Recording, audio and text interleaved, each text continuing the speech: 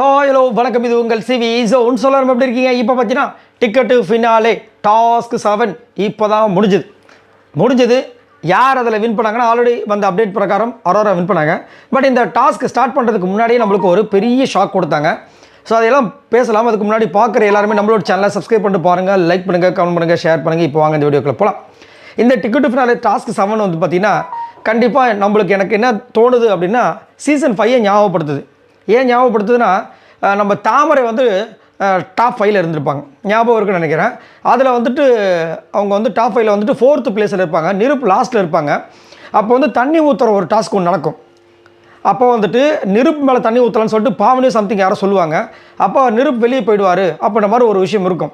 ஆனால் கடைசியில் வந்து பிக் பாஸ் என்ன சொல்லுவாங்க, அது வந்து செல்லாது, அது ஏதோ ஒரு காரணங்கள் சொல்லிட்டு அந்த மாதிரி நீங்கள் நிருப் மேலே பண்ண முடியாதுன்னு சொன்னோன்னே கடைசியில் வந்து அது பாவனி மேலே ஊற்றுவாங்கன்னு நினைக்கிறேன். பாவனி வெளியே போவாங்க, சரிங்களா?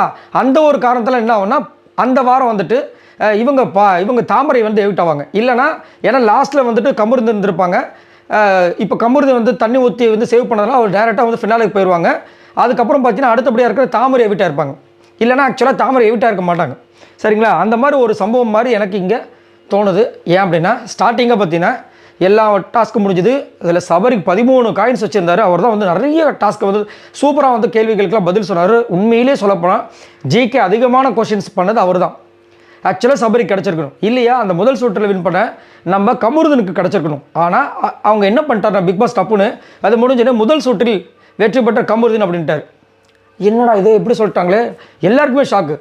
அடுத்தது வந்துட்டு என்ன ஆகிடுது, ரெண்டாவது திரும்ப ஆரம்பிக்கிறாங்க. அதில் பார்த்தீங்கன்னா அரோரா கரெக்டு, யார்கிட்ட வந்து யாரோ ஒருத்தவங்க வந்துட்டு தப்பாக வந்து சொல்லுவாங்க.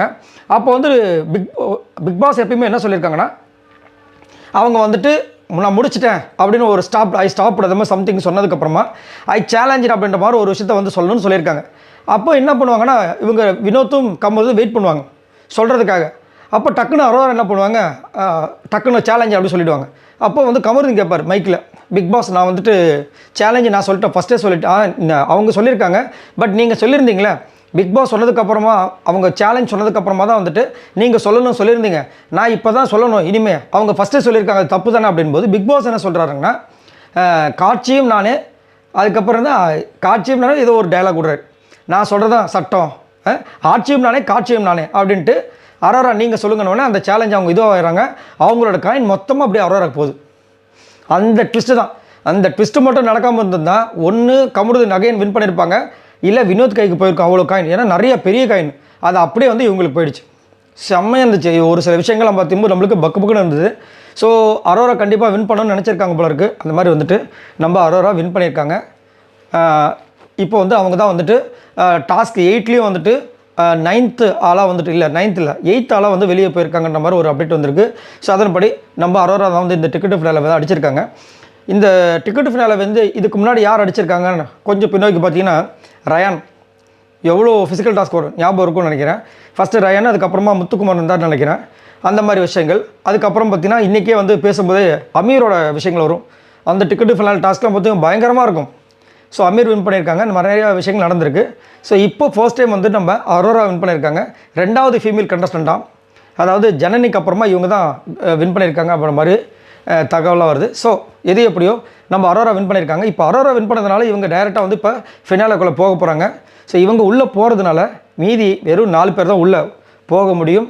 இப்போ மீதி 8 பேர் இருக்காங்க.